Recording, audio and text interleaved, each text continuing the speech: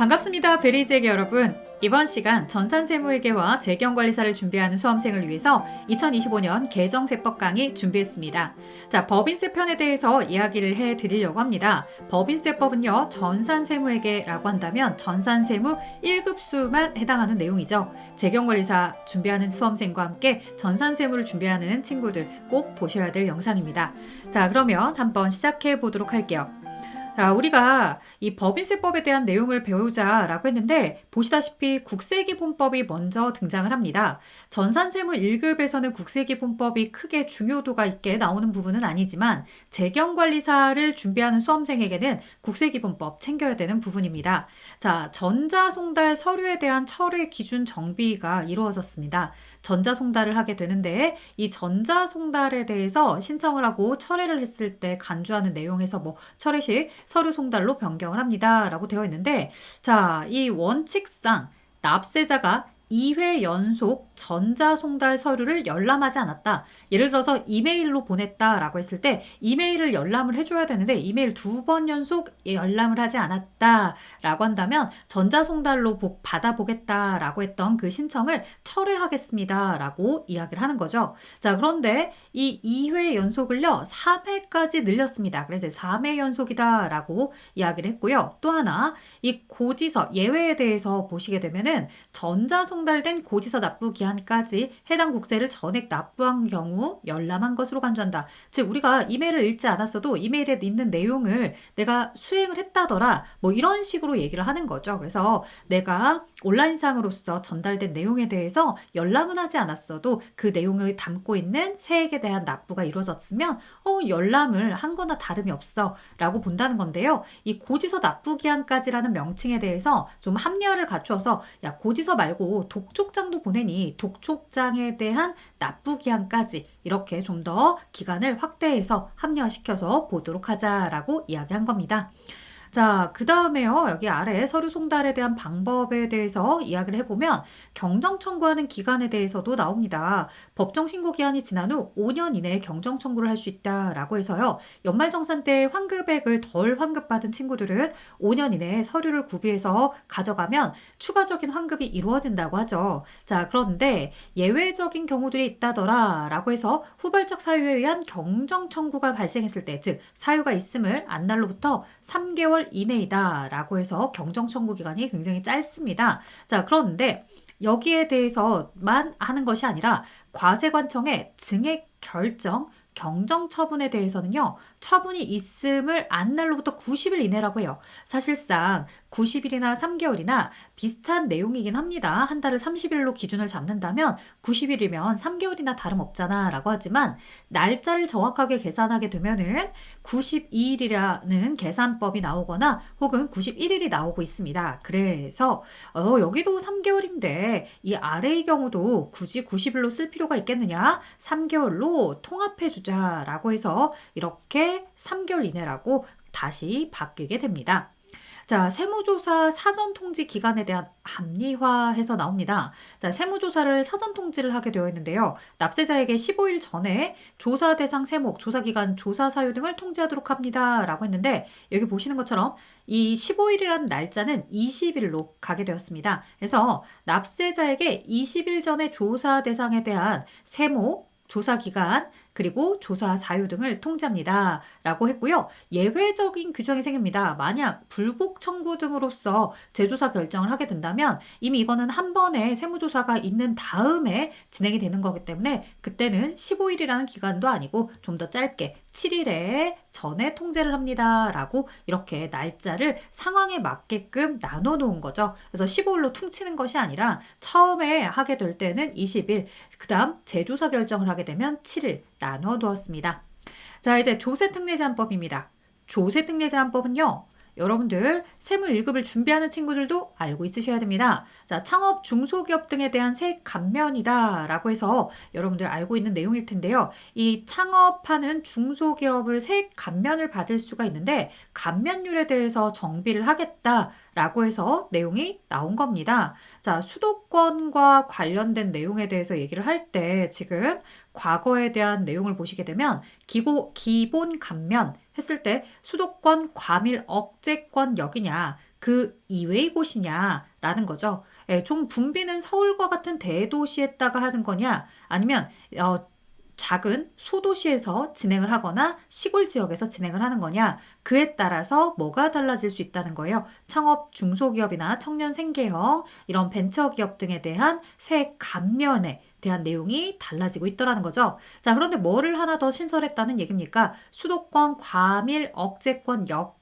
밖에서 이루어질 때에도 그 과밀 지역이 아니라 하더라도 수도권인데도 과밀 지역이 아닐 수도 있고, 수도권 밖이라서 과밀 지역이 아닐 수도 있다라는 거예요. 그래서 수도권에서 과밀 지역이라면 당연히 이쪽에 넣어둬야겠지만, 수도권 내에서도 과밀되지 않은 지역에 대해서도 별도로 고려를 해주세요라고 하는 거죠. 아무래도 수도권 밖에 정말로 시골 같은 경우에는 50%까지 이렇게 적용을 하고 있다고 한다면, 수도권 쪽으로 오게 된다면 그 정도까지는 아니지만, 그래도 완전히 사람들이 선호하는 붐비는 수도권이 아니기 때문에 25% 정도의 세액 감면을 받을 수 있게끔 해준다는 얘기입니다. 자, 그리고 여기도 마찬가지로 아주 시골은 100% 청년 생계형과 관련된 부분에 대해서는 100%의 세액 감면을 받을 수 있지만, 좀 밀집되지 않은 이런 수도권 지역에 대해서는 75%의 감면을 받을 수 있게끔 한 겁니다. 자, 감면과 관련해서 24년도에 끝납니다 라고 했었지만요. 예, 계속해서 연장해서 27년도까지입니다. 결국에 재경관리사든 전산세무 1급이 되는 준비하는 친구들이 이 내용에 대해서 수도권 내냐, 수도권 밖이냐, 수도권과 관련해서도 과밀 지역 밖이냐 아니면 뭐 과밀 지역이냐 이런 걸 구분하도록 시험 문제가 물어보는 경우는 거의 없어요. 이 정도까지 디테일하게 물어보는 거 없고요. 그럼 이거 왜 가지고 하느냐? 이 부분을 궁금해 하더라고요. 이런 세액 감면을 받을 수 있는 제도가 여전히 유효한 것입니까? 라고 많이들 물어보세요. 그래서 얘기해 주는 거죠. 너가 알고 있던 그 내용 계속해서 적용하고 있으니 계속 공부하시면 됩니다. 라고 얘기해 드리고 싶었어요. 자, 연구 인력개발 세액공제에 대한 점감구조 도입이다. 라고 되어 있어요. 이게 연구 인력개발비 세액공제에 대해서도 전산세무 1급에서는 종종 나오는 내용이죠. 자, 왜냐? 최저한세를 적용받지 않는 세액공제다라고 해서 이 조세특례제한법에서 규정하고 있는 세액공제임에도 불구하고 최저한세 적용을 받지 않고서 세액공제액을 얼마든지 공제를 받을 수 있어서 굉장히 메리트가 있는데요. 그렇기 때문에 시험 문제도 좋아하는 내용이었습니다. 자, 그런데 뭐가 바뀌었느냐라고 해서 봤더니 우리가 공제를 받을 수 있는 것에 대해서 중소기업, 중견기업, 그리고 대기업 이렇게 이제 나누어 놓고서 감면율을, 세액공제율을 적용을 하고 있었다고 한다면 이 중견기업에 대해서 8에서 20, 그 다음 20에서 25, 그 다음에 30과 35 이런 식으로 중간에 구간을 더 만들어뒀다는 얘기입니다. 그래서 우리가 중견 기업이라 하더라도 중소기업에서 중견으로 넘어갈 때도 그들의 규모가 천차만별일 거다. 갑작스럽게 중소에서 중견으로 갔다고 해서 뭐 그게 크게 금액을 바로 점프시키는 것이 아니라 공제율에 대해서도 이 3에서 5년 정도의 시간을 두면서 차츰차츰 점차적으로, 그래서 중소기업을 졸업해서 중견으로 간다 하더라도 갑작스럽게 세액공제 비율을 줄이는 것이 아니라 어떻게 진행을 하도록 하겠다. 지금 보시는 것처럼 차츰차츰 3년에서 5년 정도의 기간을 두면서 우리가 세액공제를 받을 수 있게끔, 갑자기 중소가 중견이 되었다고 해서 에 대한 세액공제나 이런 부분들에 대한 혜택을 갑작스럽게 축소시키지는 않겠다는 얘기입니다. 자, 그 다음 계속해서 보겠습니다. 채용시 세제 지원 대상 경력 단절자 범위가 확대가 되었습니다. 이 경력 단절에 대해서는 항상 여성만 생각을 했었죠. 하지만 지금 보시는 것처럼 여성이라는 조건은 삭제를 합니다. 자, 그리고 원래는 동종 업종에서 1년 이상 근무를 해야지만 경력 단절자를 내가 채용을 했음으로 인해서 회사는 세액공제를 받을 수 있고, 그 다음에 직원은 취업자에 대한 소득세 감면이 이루어지는 거였을 텐데요. 자, 이 부분에 대해서 여성 사원에게만 하지 말고 남녀 차별하지 말아라. 남녀도 이 육아휴직이나 이런 것들이 많아짐으로 인해서 경력 단절이 가능하더라. 이 경력 단절 상황이 생기니 남성 사원도 우리가 공제를 받을 수 있게끔, 혜택을 볼 수 있게끔 해주자. 라는 겁니다. 그래서 남녀 구분 없습니다, 이제는. 그리고 업종을 바꿔버릴 수밖에 없는 경우들이 생겨요. 내가 이 경력이 단절되기 전에 했던 업종들이 나중에 재취업을 하려고 했을 때 없어졌을 수도 있겠고요. 워낙 다양한 산업체들이 생겨나고 없어지니까. 자, 혹은 내가 원하던 분야로 계속해서 취업하고 싶지만 그쪽에서는 더 이상 나를 선호하지 않아서 내가 그 업을 할 수 없는 경우들도 생길 거예요. 그러니 1년 이상 근무만 하면 된다라고 개정을 하게 된 거죠. 자, 그리고 퇴직 사유가 추가가 됩니다. 과거에는 이 경력 단절의 이유가 결혼, 임신, 출산, 자녀 교육, 그리고 8세 이하 자녀를 육아해야 되는 이유로 인해서 퇴직을 한 경우에 이렇게 세액공제 혜택을 주는 거였는데요. 한 가지가 더 추가가 되죠. 자, 두 가지라고 볼 수도 있겠네요. 장애 자녀는 연령 제한을 폐지하도록 합니다. 라고 되어 있고요. 제가 중요한 부분은 이거죠. 가족 구성원을 돌보는 것만으로도 이렇게 경력 단절로서의 인정을 해주고 있다는 겁니다. 그래서 보시다시피 고령의 부모를 내가 돌봐야 되는 상황이라고 하거나 아니면 장애를 가진 이런 직계 존속에 대한 동거 봉양이 있을 경우에는 뭐가 되도록 하겠더라? 우리가 위에서 보신 것처럼 통합 고용세 공제라든가 아니면 중소기업 취업자에 대한 소득세 감면을 받을 수 있게끔 하겠다는 얘기였죠. 자, 그리고 아래 통합투자세액에 대한 적용 기한이 연장이 되었습니다. 이 부분도 마찬가지로 24년도 12월까지였는데 27년도까지로 통합투자세액 공제의 적용 기한이 늘어나고 있다는 거. 자, 그럼 결국에 여러분들이 뭐 여러 가지 세액 감면, 세액 공제 이런 부분들이 24년도까지만 적용할 거야 라고 했던 것들 언제까지? 27년도까지 적용을 한다는 얘기니까요. 걱정하지 마시고 기존에 있던 교재들 다 똑같이 학습해 주시면 되는 거죠. 자, 이제 드디어 법인세법입니다. 간주임대료를 계산해야 되는 상황이 있습니다. 과거에 정기예금 이자율이 3.5%였다면 지금은 3.1%다라고 해서 개정이 되었습니다. 어차피 프로그램을 사용하는 친구들은 자동으로 반영이 되어 있을 거고요. 자, 송금 불산입 대상에 대한 공과금 범위를 명확하게 하겠다라고 되어 있어요. 자, 우리가 이제 세금과 공과를 하더라도요. 법의 의무를 따르지 않거나 금지 제한에 대한 위반을 통해서 제재로서 이런 것들이 부과가 될 때가 있어요. 벌금 성격으로 부과가 되면 내가 납부를 하는데 납부하고 나서 그걸 세금과 공과로 처리한다는 거죠. 하지만 나라는 송금 인정을 할 수가 없더라. 왜? 그건 의무를 이행하지 않은 거잖아. 이렇게 접근을 하는 겁니다. 자, 그러면 여기에 명확하라고 하니까 무언가를 더 명확하게 콕 집어서 그거 안 된다니까 라고 얘기해주고 싶은 거예요. 그게 뭔가 봤더니요. 바로 장애인 고용 부담금입니다. 장애인 고용 부담금이라는 건요. 기업이 일정 인원 이상을 장애인을 꼭 고용을 하도록 유도를 한다는 거죠.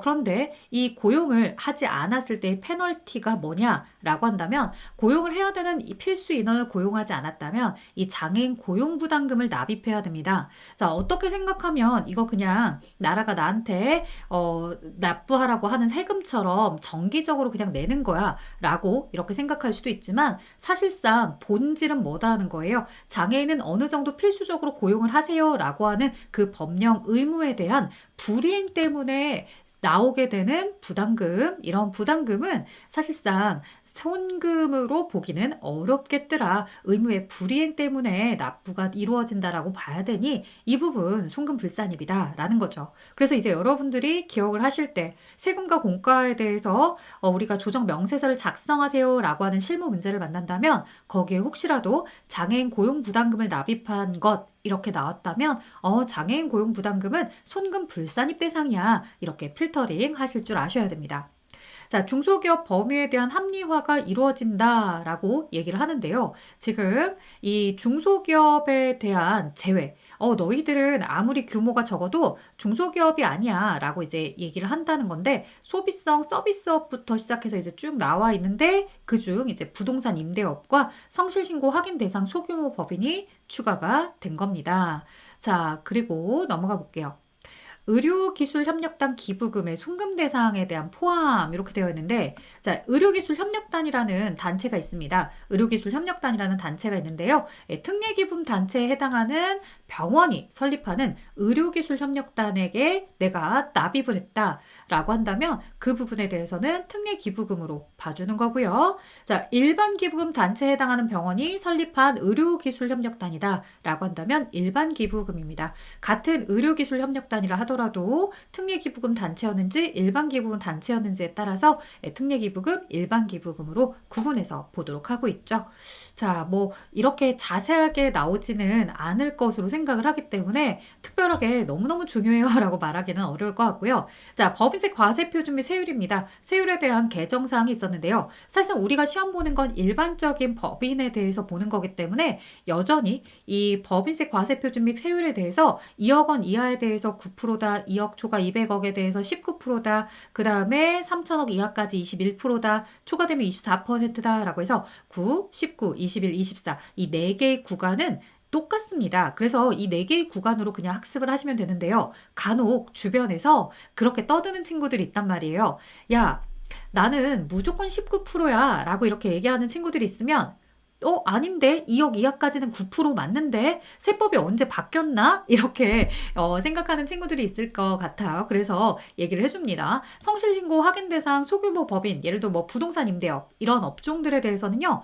2억 이하일 때 9% 세율로서 법인세를 계산하던 걸 치워버렸습니다. 아예 2억이든 200억이든 200억 이하에 해당된다면 무조건 19%예요. 그래서 여기는 19%부터 24%까지 3개에 대한 초과 누진세율을 가지고 있다라는 겁니다. 이 부분이 조금 개정이 되어서 특이한 내용으로 보실 수 있겠네요. 그러면 만약에 기본적인 세율로서 계산을 하도록 하고 싶다고 한다면 성실신고 확인 대상 소규모 법인이 아님 이런 식으로 표현을 해주면서 이 구간에 맞춰서 계산을 하도록 하거나 아니면 과세표준 세율에 대한 자료를 제시해주면서 여기 자료에 맞춰서 세율에 맞춰서 세액을 계산해 보세요 라고 할 수 있다는 거예요.